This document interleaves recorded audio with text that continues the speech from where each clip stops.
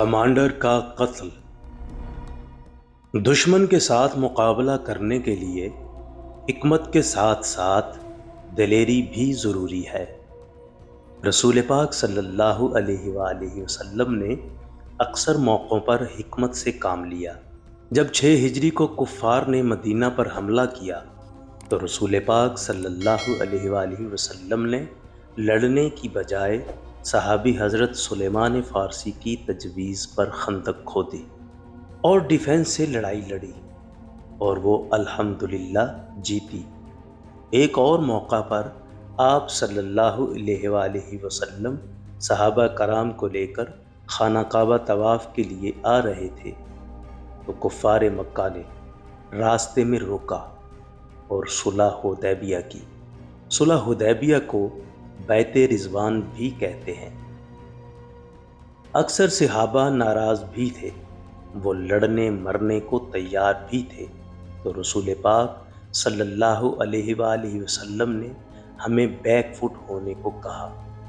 قرآن پاک کی طرف سے وحی آئی کہ رسول پاک صلی اللہ علیہ وآلہ وسلم کا جو فیصلہ ہے یہ درست نتائج کا حامل ہوگا، اس لیے جو بھی جنگ لڑیں اس میں حکمت اور مصلحت ضروری ہے۔ اگر آپ کے 360 دشمن ہوں یا پوری آرمی دشمن ہو تو آپ ہر سپاہی سے نہیں لڑ سکتے۔ یہ بہتر ہے کہ آپ کمانڈر سے لڑیں۔ اگر آپ کمانڈر کو مات دیتے ہیں تو پوری آرمی کو مات دیتے ہیں۔ ساری فوج تتر بتر ہو جائے گی، ہتھیار پھینک دے گی، مر جائے گی، بھاگ جائے گی۔ واقعہ اس میں یہ ہے کہ انڈیا پاکستان میں 5ویں سلطان باہو پیدائشی امیر تھے اور ان کی 4 شادیاں اس امیری کی وجہ سے تھیں۔ کاشتکار بھی تھے، زمینیں بھی تھیں۔ سنا ہے 8000 ایکڑ یا 8000 مربع زمین ان کو الاٹ ہوئی تھی اور جس کا آج تک ان کی اولاد پھل کھا رہی ہے۔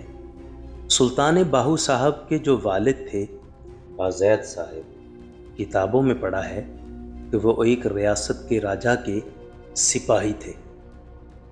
ریاست کے سینئر جرنیل آپس میں ڈسکس کر رہے تھے کہ ہم نے جنگ لڑ کے فلاں ریاست کو فتح کرنا ہے، تو بازید صاحب نے کہا کہ اگر میں کمانڈر کا سر کاٹ کر لے آؤں، جو اس کا چیف ہے، اس کا سر قلم کر کے لے آؤں تو آپ مجھے کیا انعام دیں گے؟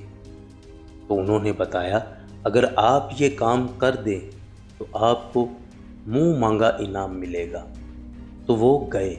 کہتے ہیں کہ everything is fair in love and war, محبت اور جنگ میں ہر چیز جائز ہوتی ہے۔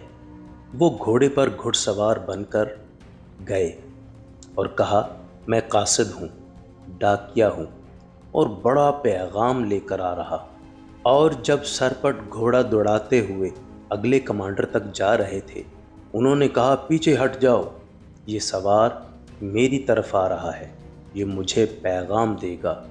جیسے ہی آپ اس کی طرف بڑھے، آپ نے ایسی تیزی سے تلوار چلائی، اس کمانڈر کا سر قلم ہو گیا اور اس کا سر ان کی گود میں آ کر گرا۔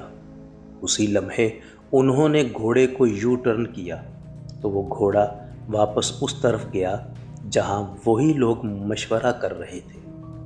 انہوں نے کہا کہ میں مخالف فوج کے چیف کا سر قلم کر کے لے آیا ہوں۔ جب سر قلم ہو گیا تو ساری فوج تتر بتر ہو گئی۔ کچھ نے کہا کہ فیصلہ کرو قاتل کا، کچھ نے کہا کہ پیچھا کرو۔ بات آئی گئی ہو گئی۔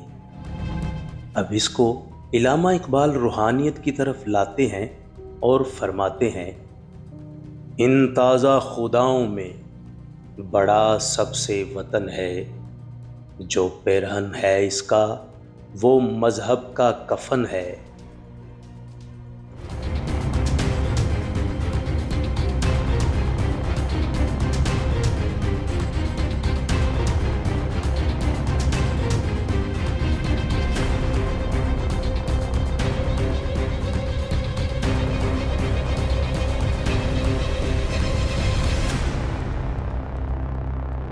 360 مخفی طاقتیں شیطان نے آپ کے پیچھے لگائی ہیں۔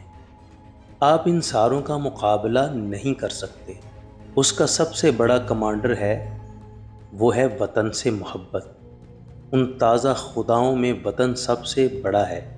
وطن پاکستان ہرگز نہیں، لاہور ہرگز نہیں۔ وطن یہ ہے جس جگہ آپ زیادہ عرصہ رہتے ہیں، آپ کو اس کے ساتھ لگاؤ ہو جاتا ہے، اس کو چھوڑ کر جانے کو دل نہیں کرتا۔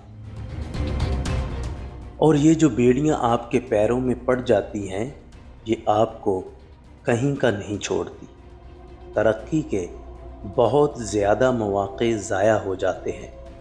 اللہ تعالیٰ نے اسلام کو عرب ممالک میں اس لیے بھیجا کہ عرب لوگ ٹریولنگ کو عام سمجھتے تھے اور وہ لمبے لمبے سفروں کے عادی تھے۔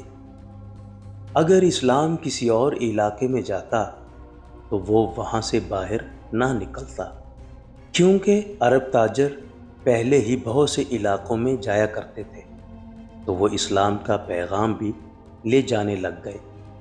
علامہ اقبال یہ درس دیتے ہیں کہ وطن کی محبت چھوڑو، گھر کی محبت چھوڑو، جہاں عارضی طور پر رہائش ملتی ہے وہاں پر رہائش رکھیں اور پوری دنیا گھومیں پھریں اور ساتوں آسمانوں کی سیر کریں بذریعہ روحانیت۔ ساتوں آسمانوں کی سیر کرنے کے لیے ویڈیو دیکھتے رہیں۔